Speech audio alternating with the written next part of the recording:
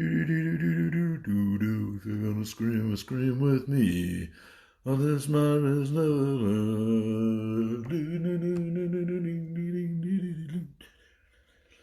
When the creatures rip your face, I please open up the door.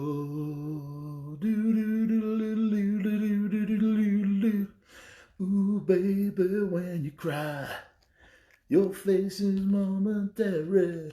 You hide your words behind these scars. This every moment, give me a moment.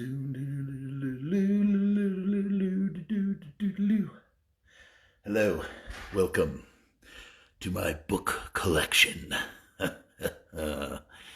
Every small child should have this book. Okay, just letting this populate a little bit. Let's hope we don't have any of the bullshit that happened yesterday. As you can see, I am wearing rubber gloves this time to hide my disgusting fingernails, and also so I don't get grubby fingerprints all over my beautiful book.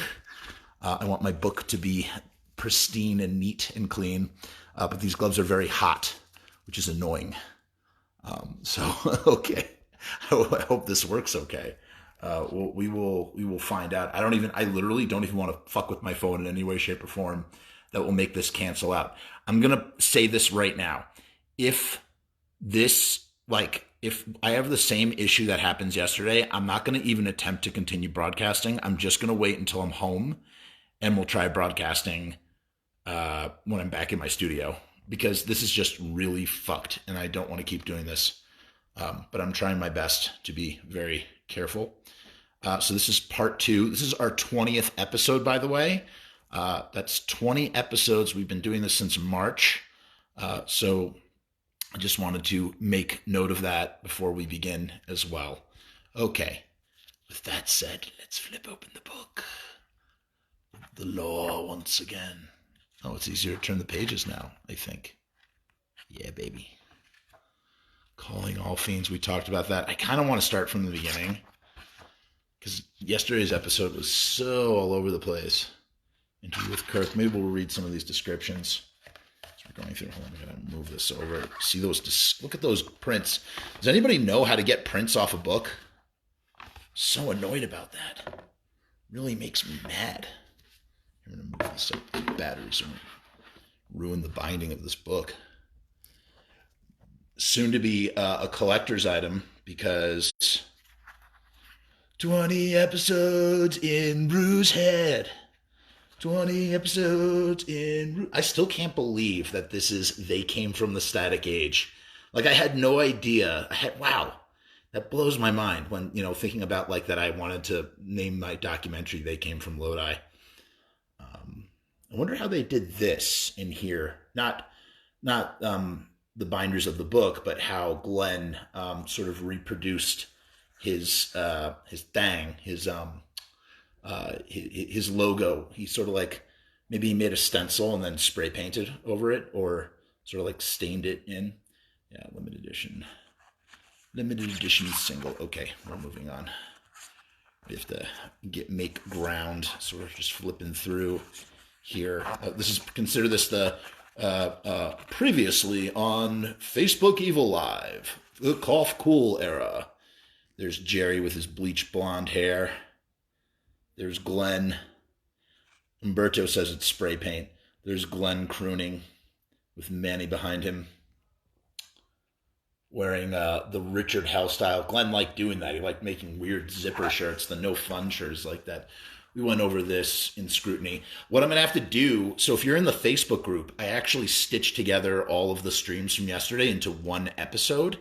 So you can watch there. It's like an hour and 43 minutes. Some of it was overlapping because I started talking about the same thing over and over. When I get home, I'm going to properly edit those on a real computer, and that's what will go on YouTube. We already went over this. It's really cool. We got to the bullets section here. Let's just read this real quick. We didn't do this last time. Might as well. Okay. Again, just because I'm reading this content, this is a book that must be owned. It must be owned. You must have this in your collection. I don't think I am taking anything away by reading out of this book. I really don't. The band's music, lyrics, and imagery had a huge impact on my work. The way the members of the band appear so uniform and tight-knit as a group, but especially when it came to graphic design. So fucking true. I don't know how many times I've used early Misfits releases, flyers, and shirt designs as reference when creating my own work. Specifically, I think what I like about it is a mixture of their savage DIY, don't give a fuckery, combined with well thought out photos, vibrant covers, and hands-on painting techniques. Eric Danielson, very fucking cool. Yeah, dude, I'm wearing the gloves so I don't get prints on my book, Jeffrey. I want my book to remain pristine. I saw all the ugly smudge marks in my, I bite my nails like crazy and it's just gross and ugly. I was like, nobody should be subjected to my disgusting fingers all over this beautiful book. So I figured I'd put gloves on. Hey, man, there's one, some people think I'm a bastard, but one thing you can't deny is I'm a real motherfucker. That's the truth. Oh, no, don't do that. Don't tilt. Okay, so we're going through, oh, no, what is that? Grossness in this book. Okay. Moving forward, God, these are in Umberto's collection. Could you imagine having this? Look at that. It's like an Earth AD style. Now, here's the thing, Umberto, question if you're watching this.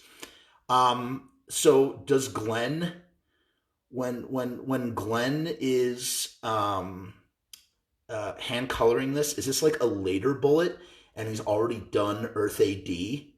And I agree, John. It is the quintessential Misfits book. The design is brilliant. I totally agree with you. 100% correct on that. John's been doing some really cool polls in our Facebook group. So check it out. Join. By the way, John, I wasn't able to vote. I tried voting. I couldn't do it. Maybe I missed my window. But in any case, it made me listen to some Misfits albums. Something else. Maybe we'll do it tomorrow. I want to talk about a song and what the lyrics mean. And maybe tomorrow will be a good time to do that. So we'll just keep doing episodes. But my question is did Glenn color this in after Earth AD? Like, did he have a spare bullet lying around and color this in? Same thing with this one. Was he like, had he already done horror business and was like, let me do a horror business version of Bullet. Let me do an Earth AD version of Bullet, Kind of cool to think about. And this one, it looks like maybe he was talking on the phone and he just sort of doodled with a blue pen. He was like, I'm just going to doodle. This actually kind of looks like something that I did. If you look on the Facebook page, you'll see one of the early They Came From Lodi designs.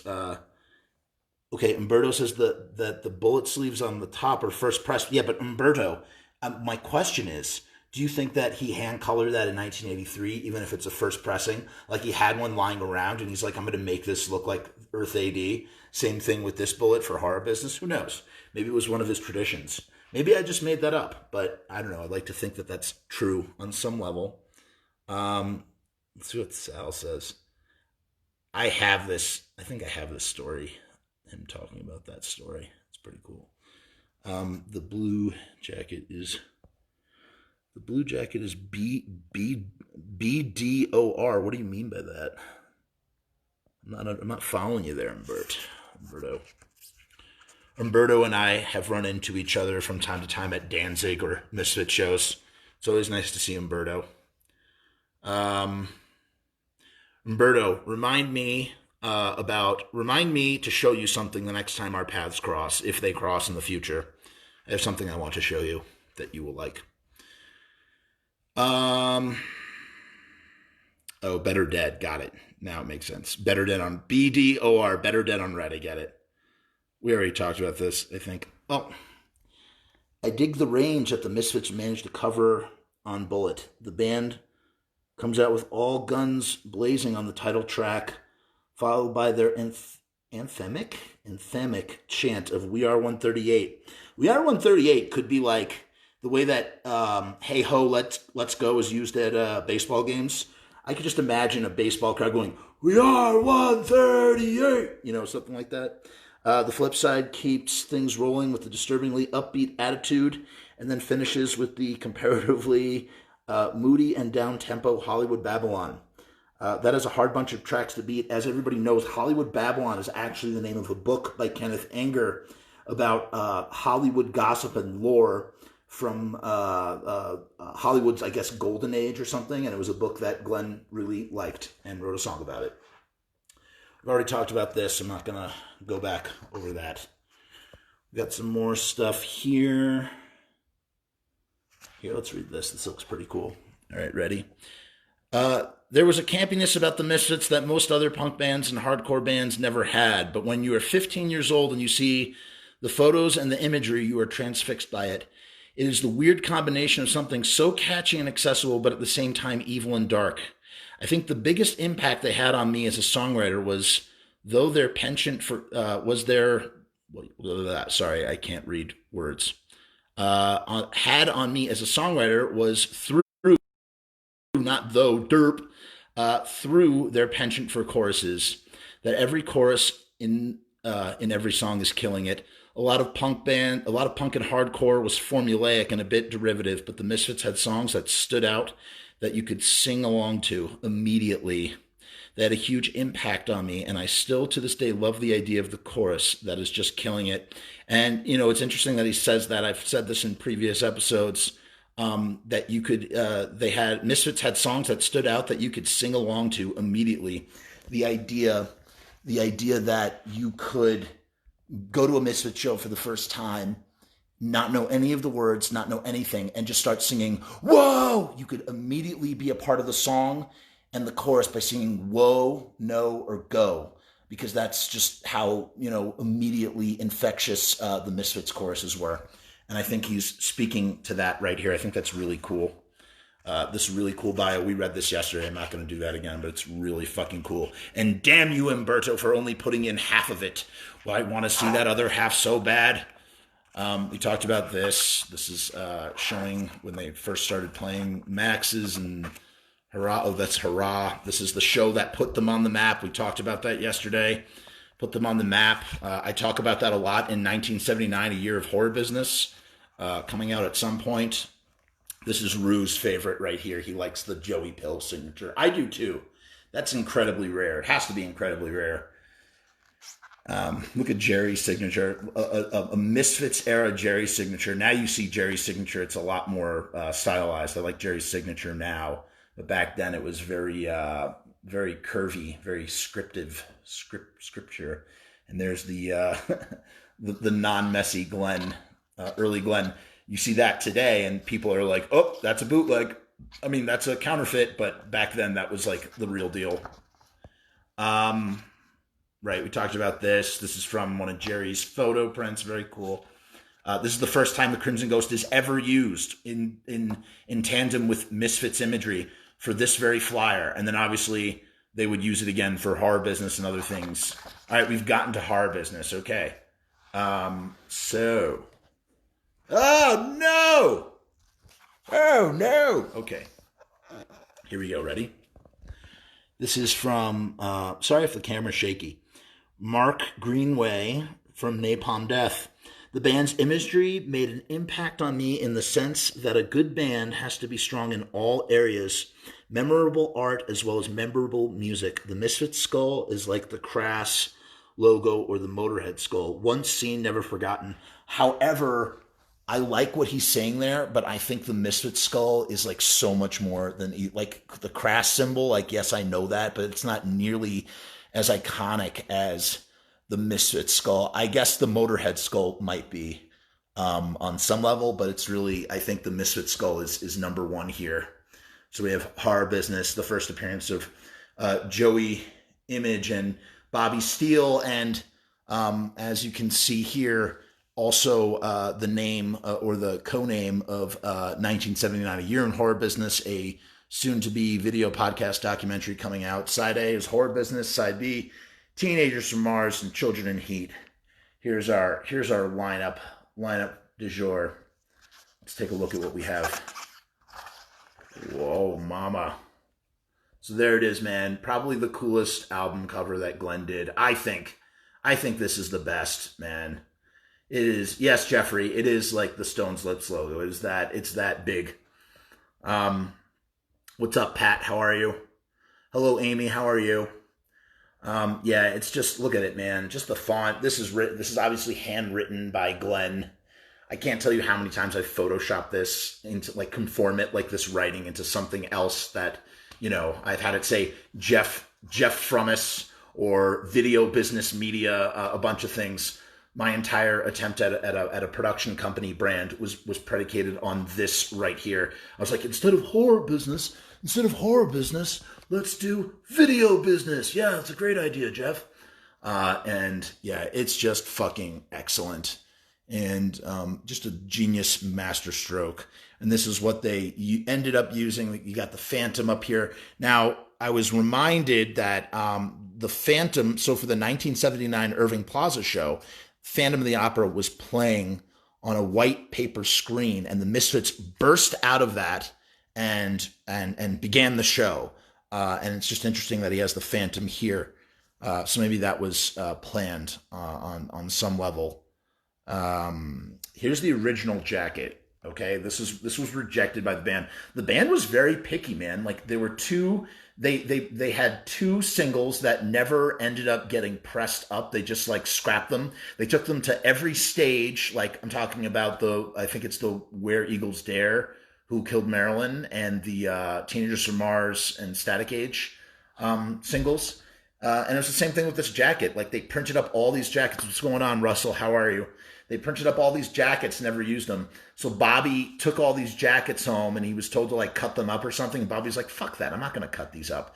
And he held on to the jackets. And let me tell you what, if Bobby Steele did not supplement his income by selling these jackets for years and years and years, something like, he had like 300 jackets.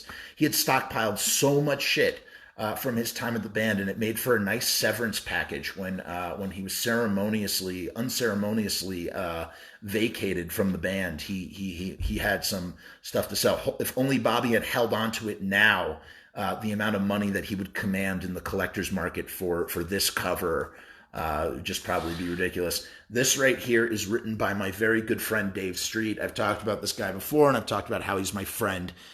Dave, I met Dave by doing the Lodi documentary that I'm working on.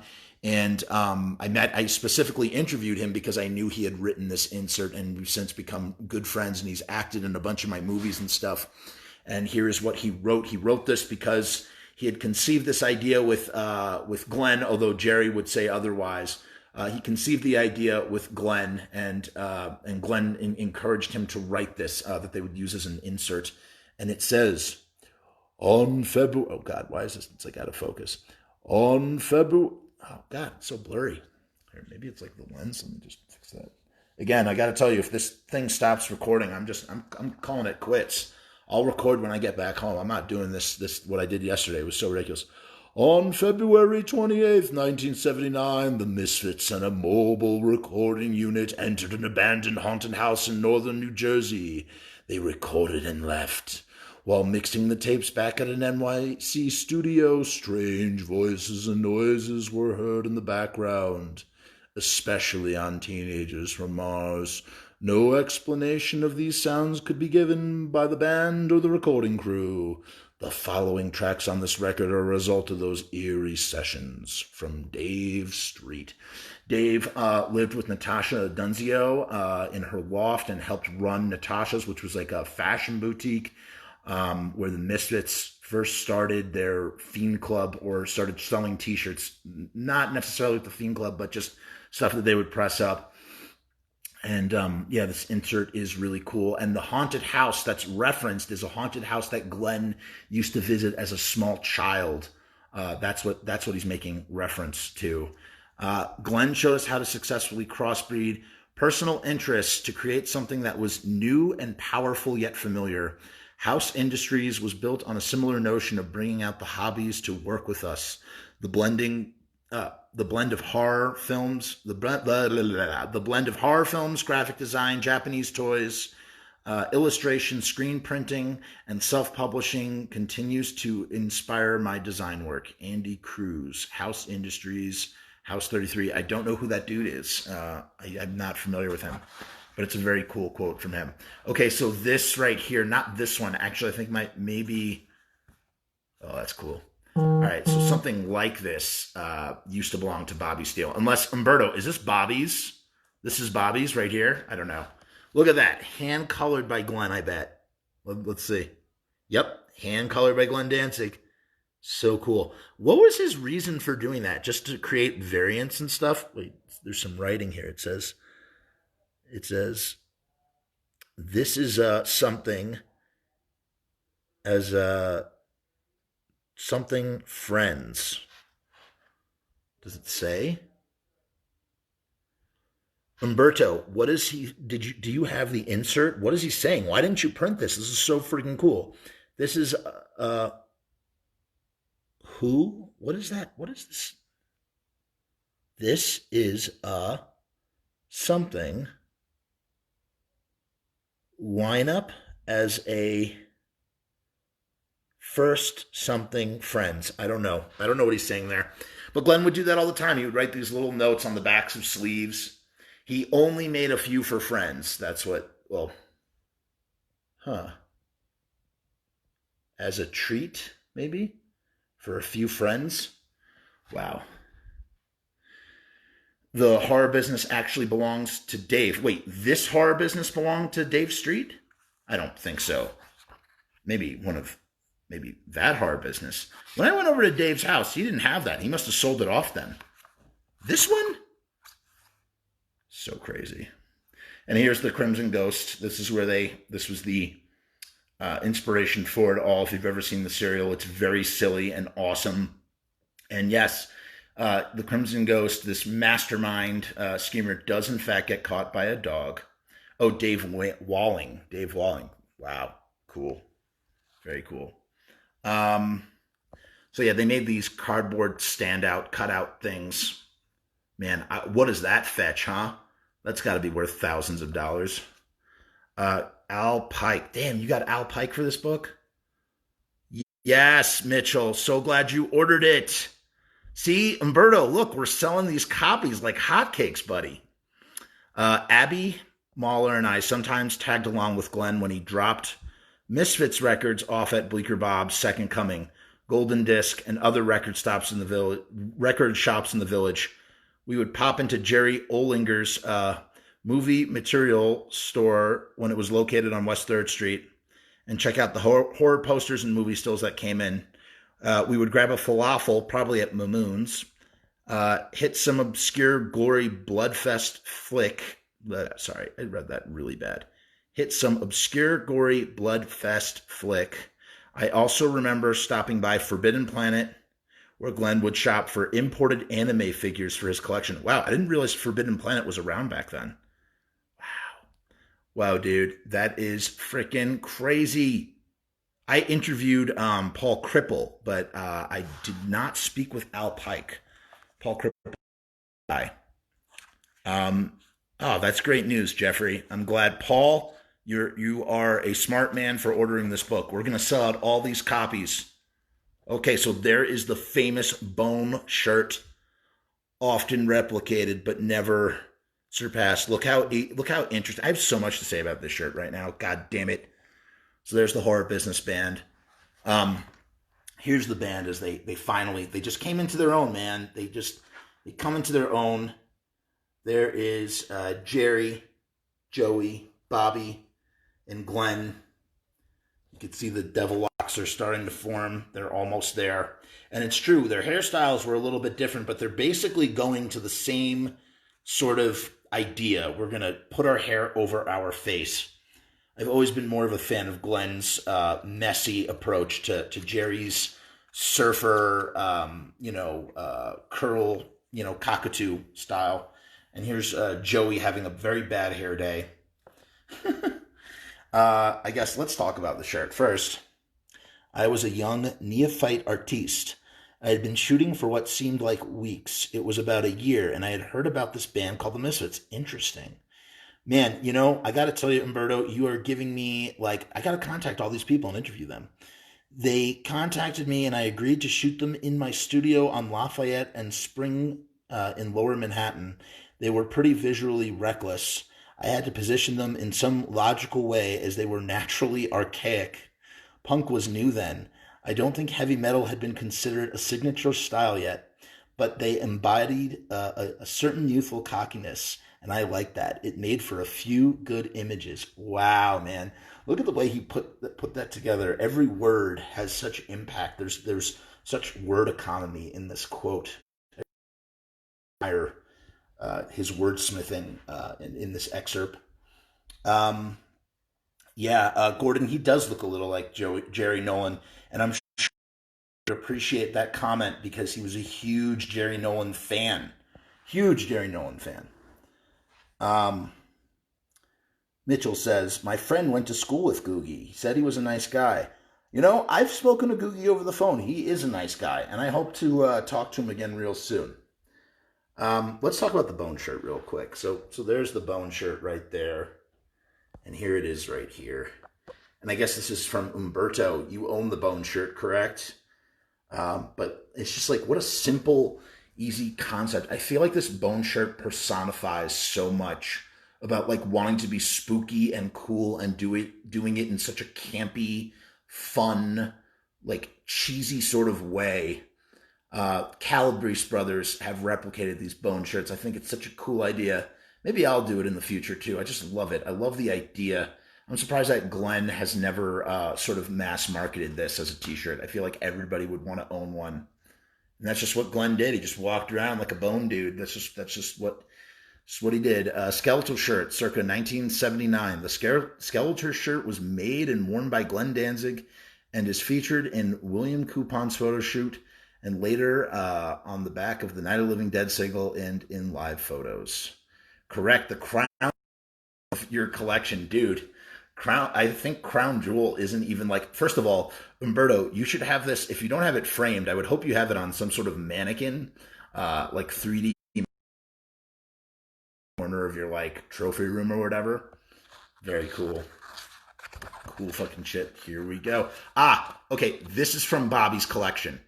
This is Bobby's. Bobby had this, and I believe that's Glenn's handwriting.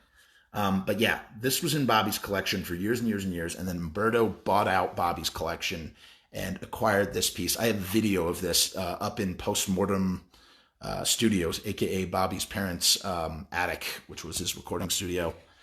Todd Swallow, who I'm currently in the middle of interviewing. Todd and I have done like 3 or 4 interviews at this point. The Horror Business single is my favorite because of the raw feel of the recording and the unhinged guitar. The Misfits were a great influence on the Necros. We even did a cover of Horror Business in our early sets. Todd Swallow from the Necros and the Laughing Hyenas. They're currently doing a book about Todd's band, the Laughing Hyenas, right now. So keep an eye out for that. So here's a stand-up, front of a retail stand-up to help promote the band's show on Halloween, the night they released the Night of Living Dead single. So that's for Irving Plaza, Halloween. That's the Mad Monster Ball. And next year, the Mad Monster Ball, they would open for Screamin' Jay Hawkins. But at this show, the Mad actually opened for the Misfits. And Tish and Snooki from the Sick Fucks and from Manic Panic also did something. They did a little something. And there you go. Look at that. 2 blacks. All right. Umberto, explain this for me. Why are there 2 black? Why you got 2 blacks there? Don't tell me you actually had 2 blacks. That's crazy. So only 25 of these were pressed. There's 2,000 of these, and there's 25 of these. And Henry Rollins owns one, and it's like $8,000. He paid $8,000 for it, or something like that, from either Umberto or AK the Misfit. All right. So what do we do? Because I got to tell you, I am savoring this. This is so much fun. I almost don't. Okay, we've been going for a half hour. Man, God, I don't want this. What's up, Tony? How you doing? Because you had 2. Umberto has 2 of these. So in the right, it's so funny. Umberto, you're hilarious, dude. Holy crap! See, there's 2 of these. That's like. Again, that's like $16,000 if you can fetch top market price for that. Right there. Wow, that photo must have been a fun photo to take. Look at that. Personally, though, I don't like the black. I like the yellow one, even though it's more common. I just think it's so pretty, the yellow. What a great idea to press it up in yellow. Uh, Guys, do I keep going or should we save this for tomorrow? I mean, I'm here all week. Like, I could just do this at the same time tomorrow and we could just keep it going and I could stitch it all together. All right, maybe I'll do a little bit more.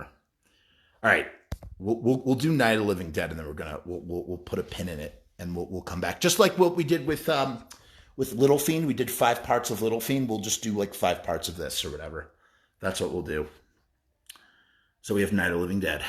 This is the second single recorded by the Horror Business lineup, but even though this is Night of the Living Dead, yeah. And then Beware is the first compilation ever, right? So that's like the first time that the Misfits had like I guess you could call it it's not a retrospective, but it's a compilation. And it combines songs from both Horror Business and from Bullet. However, look at that. That's interesting. A fusion. If you think about it, on this record, you have 2 guitarists and you have 2 drummers from both of these lineups. But what's interesting is, so Bobby Steele, when they were remixing the songs, because they remixed the songs for Beware, and Bobby Steele convinced Glenn to put Last Caress on there. And it was a wise move because people started to seek this out because it had an extra song that nobody outside of the inner circle had heard. You know, if you were friends with the band, they would give you a Static Age mixdown tape. But if you were not friends with the band, the only way to hear Last Caress was to find Beware, which was only available in England on Cherry Records. There it is, Night of the Living Dead. 1979 goes into great detail about this, so I'm not really going to go too far into it, other than look at it. It's Glenn was so influenced by the movie Night of the Living Dead, and was impacted. This is actually a still from the trailer, so this is not from the movie. It's from the trailer of Night of the Living Dead, and this is a cow's skull that has been dressed up to look like a human being's eaten face, and we have that iconic, beautiful, original Misfits logo that's just so fucking great. Black on orange. His graphic design style, acumen, whatever you want to call it, truly was beyond just so wonderful. And then here's the back right here. And produced by Danny Zalonki.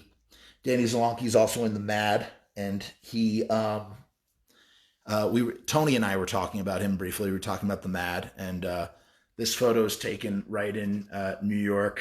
Over by where I think Chinatown is, somewhere around there. There's a couple of cool photos from the session, and they just look at that band.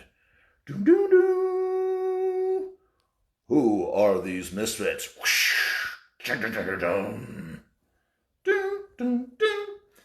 And yeah, it's just really great. Oh, here it goes. The photography. Here we go. So the image was captured by John Rinsky at Club. Wait, what? Opposite. Right. I didn't know those were. Wait a minute. These are John Rinsky's photos? Not. Whoa. Holy fuck. Good to know. Glad to know that I have some credits I need to realign in 1979. Press release. An announcement of the new single pending the release of Beware and tour plans, including the UK tour with The Damned. Okay, so these images were captured at the Club 57 Irving Plaza show, which are right over here. Some of the best photos, probably my favorite photos of the Misfits in the year 1979.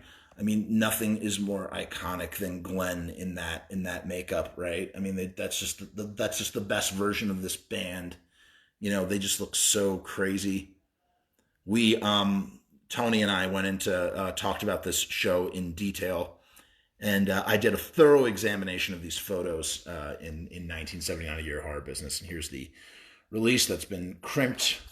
This, I will say, Umberto, as perfect as this book is, this is irksome as a die-hard fan that wants to read this. This makes it harder to do so, which I don't like, but I understand. I respect the artistic layout design. Matt Kelly from the Dropkick Murphys says, the saying, all killer, no filler, must have been coined to describe the Misfits catalog.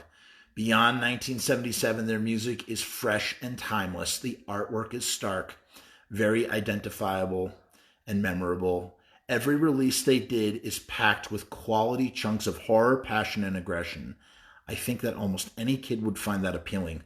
No truer words have been said. Thank you for that, Matt Kelly. And yeah, that's my favorite. That's the best photo right there. That one right there. That to me personifies. If I had to pick one photo and be like, this is who the Misfits are, it's this photo right here. This is one of the best photos ever taken of this band, period, bar none.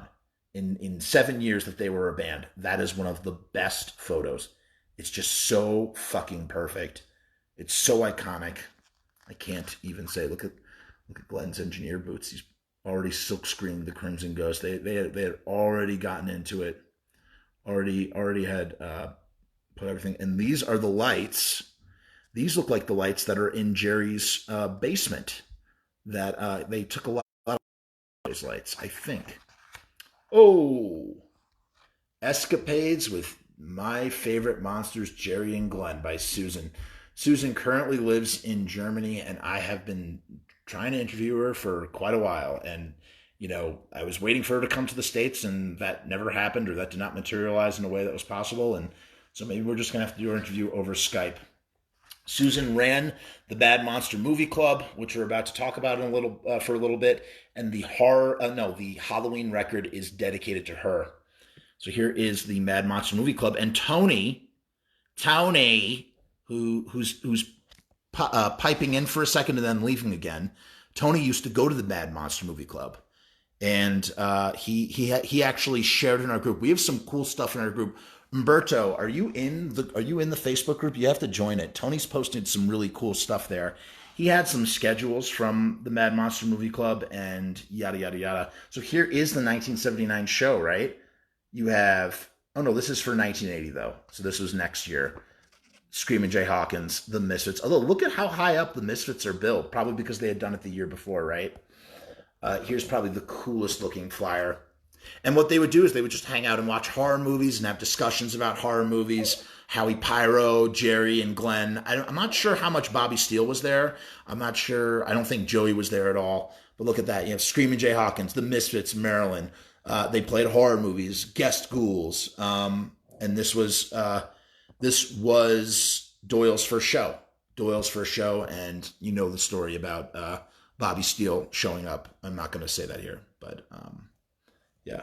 John says she was in town for a few months. Man, I wish I had gotten a hold of her. I need to speak with you, Susan. We have to talk. But yeah, here's a club. I guess that's a ticket, right? For Doyle's first show at the age of 16. And what is this? Wait a minute. What is this? What? Look, there's pictures of the Misfits. Oh, really, John? That's crazy. Well, I'm going to definitely reach out to her. I've spoken to her on the page before. I'm definitely going to reach out to her and get this shit all started. Get an interview with her. I'm trying to read this. It's like, actually, the camera's kind of helping. Let me see if I can. December promises to be a gruesome closing to our 1979 monster ship. Roger Corman is back with another youth-crazed ghoulette, the Wasp Woman, on December 4th. Fuck, I can't read this. All right, let me see if I can try and read this. Fuck, I'm having so much trouble. This is so much fun unraveling this stuff, though. Susan was also not the only purveyor of the Mad Monster Movie Club. There was also Ann Magnuson, who I do have an interview with.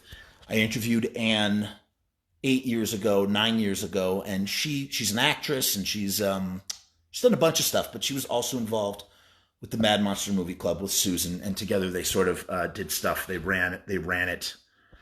Let me see if I can fucking read this. Come on, baby. Bear with me here. This is not working. Oh, there, I got it.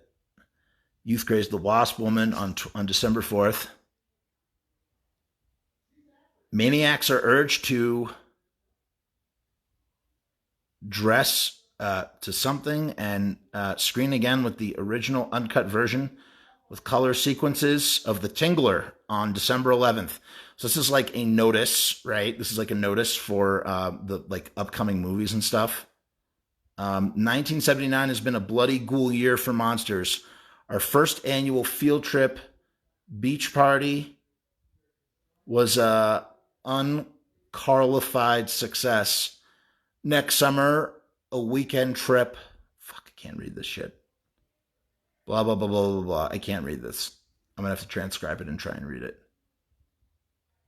But wanted more monsters like the Misfits. So that's what they put at the bottom.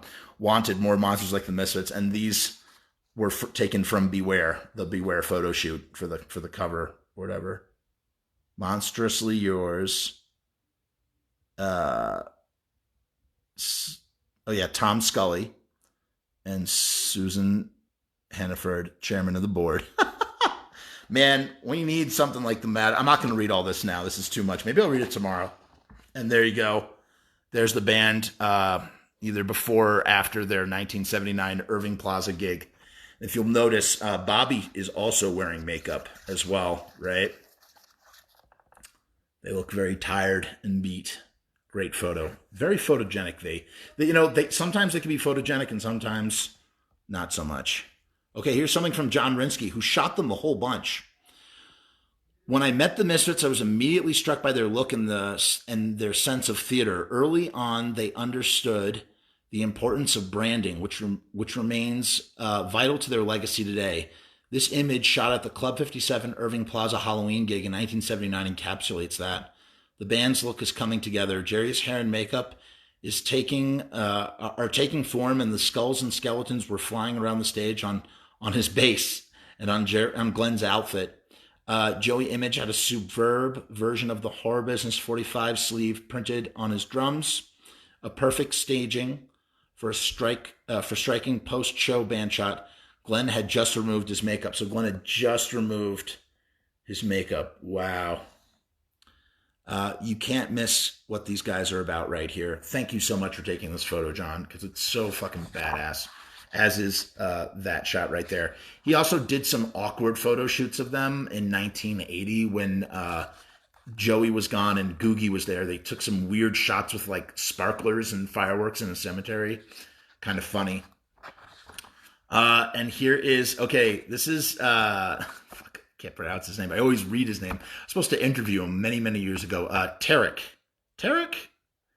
Forgive me if I'm mispronouncing your name. And his girlfriend, who seems to be sporting a Hitler mustache. How tasteful. And Glenn in his greasy face paint singing to them both.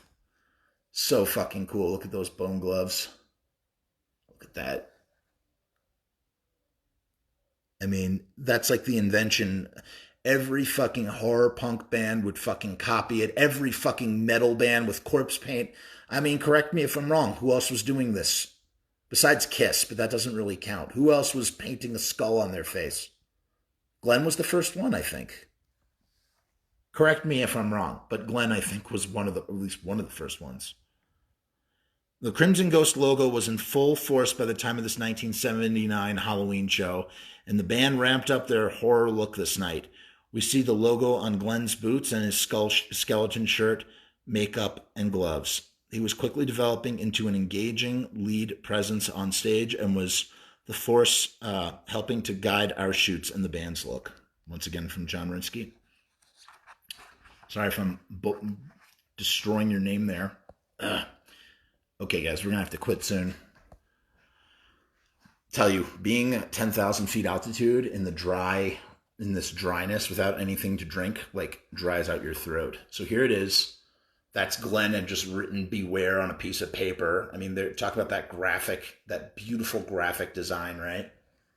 And there's this one of the crazy band shots of them, right? And Beware stands for Beware of Bollards, which were these big obstructions, right? Something like that. Like in England, they have these things, and yeah, so that's where it became an inside joke. They thought of these these traffic obstructions, these bollards, as like mythical creatures. So they would always be like, beware of the bollards. So they thought it was a good name. And there is, once again, we have our Crimson Ghost on the back. This is a pretty rare record, actually. Even though they pressed a lot of them, to have an original one is hard to come by. And it's the first time that the band is, I think this was a 10-inch. So it's the first time that the band has graduated from doing 7 inches to 10 inches, right?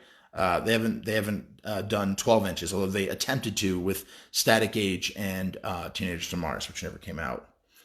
Announcing Arthur Googie's. Okay, so here's a press release that bring what? Gotta read that in a second. MSP Sessions track listing 1980. Yes, and then this was used for the back of 12 Hits from Hell. So Tom Bejgrowicz, when he was designing the packaging for this in 2001, he used this tracking. You'll see this on the back. Halloween 1, take 2. Ghouls Night Out, take 2. Whoa. Very cool. Very, very fucking cool. At Master Sound Productions recording studio. The track listing for the proposed album, handwritten by Glenn Danzig, held in August and September 1980. These sessions at Master Sound Productions are the source for the 3 Hits from Hell single and later the canceled 12 Hits from Hell album. Right. So half of this kind of remained unreleased for many years. And yeah, it was cannibalized. So you have like what, 5 of these tracks? 5 out of the 11 tracks are used. Let's see here. Let's think about that. Okay. I don't think Violent World. Was Violent World on Walk Among Us, or did they re-record that? They might have re-recorded that. Might have re-recorded Astro Zombies. So Ghouls Night Out, Horror Hotel, Halloween 2, and London Dungeon, right? Those all came out on 7 inches from these sessions. Not used, right? It was not used for Walk Among Us. They re-recorded that stuff, or they recorded it fresh. I'm going to attempt to read this. The Misfits have been playing the New York area since early 1978. They've also toured England barely, in Northeast U.S. They are currently preparing for a southern tour from Florida to Texas. So this is the first time they're really branching out. They did a lot of touring from 81 to 83. That's when they really started to tour like crazy. They have 4 singles and an LP. Currently recording an LP of all new material for release at Summer's End. So I think the LP they're thinking of, or maybe Glenn is embellishing on, is, I guess they're recording 12 Hits from Hell right now, and they're talking about the Static Age stuff, which was never released. So they don't really have an LP at this point, but Glenn is sort of, fluffing their resume. Their songs, as with their image, are heavily rooted in horror and sci-fi. Some of their song titles are Teenagers from Mars, Night of the Living Dead, and Horror Business, Entered into Martian, and Vampira. And new member, Arthur ? They didn't know who he was going to be. It's just Arthur ? Cool. The first thing you hear from any band using sticks... The first thing you hear from any band usually sticks with you. And the first thing I heard and bought was the Beware EP. I don't recall the actual year, but it had to be the late 80s when I moved to a town called Östersund, either farther north in Sweden. I was 16 years old and it was the winter half of the year, and I really didn't like that at all. So buying records and playing drums were the only things that mattered. At first when I got there, I didn't know anybody, but slowly I started making some friends, especially this one guy, Anders, who turned me on to all kinds of cool music that I never heard before, like Husker Du, Black Flag, Dinosaur Jr., Sonic Youth. So we were sitting in his apartment after school listening to records a lot. And he loved Danzig, Samhain, and the Misfits. So he was the guy that first played Samhain and the first Danzig to me. There were 2 record stores in town, and one of them, Gunton's Records, had interesting sections such as Japanese pressings and independent records from England and the United States. And that's where we bought most of our records when I got my first Misfits records. I later found out that the Beware EP I bought was a bootleg. And that's Robert Erickson from the Helicopters. And yeah, man, as I was saying, these bewares are tricky, right? So here is John Rinsky's. So this is not a very photogenic photo shoot. I'm sure John would agree. Maybe he even comments about it here. I don't know. But yeah, so this was in a cemetery, and yeah, they just sort of, they don't really, they don't look very photogenic. That's the right word. They look kind of awkward. You could see where they were really trying to, like, hey, let's go to the cemetery. Let's fire off some streamers or fireworks or whatever, and then we're just gonna pose here and look crazy cool. Here are the skeleton gloves.